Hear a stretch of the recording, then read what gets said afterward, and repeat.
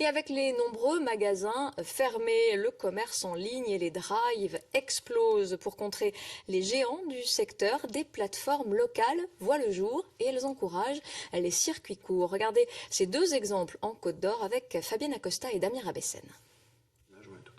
Cliquer, acheter et réceptionner, voilà peut-être la nouvelle routine du confiné.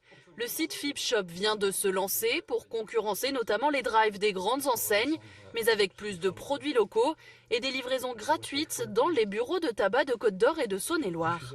Les circuits courts, on les connaît, mais ce qui aujourd'hui pose un problème par rapport à ces circuits courts, c'est le transport. Et le transport reste quand même une charge assez lourde pour que ça soit un particulier qui se déplace, soit on prend, comme on dit, un transporteur pour livrer. Donc la livraison coûte encore très très cher. Et ce système-là fait que la livraison coûte pratiquement rien. Les deux associés s'appuient sur une plateforme logistique déjà existante, les 350 points relais qu'ils approvisionnent chaque jour en journaux, ce qui justifie les livraisons de marchandises gratuites.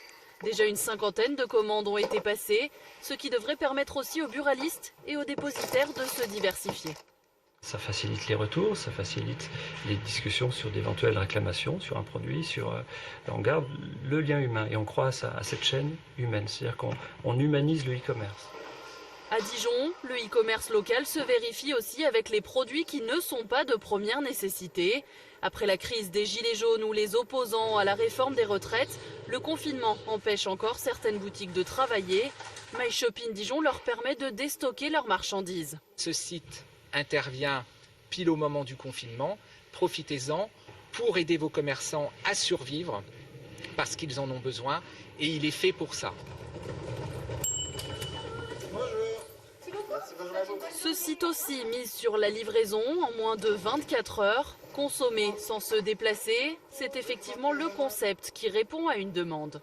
Là, c'est vrai que 24 heures et avec du coup des livreurs dijonnais, c'est vrai que c'est intéressant. S'ils ont tous les deux trouvé une raison d'être en temps de confinement, ces plateformes semblent avoir aussi le même raisonnement, perdurer et s'adapter à ces nouveaux modes de consommation en ligne.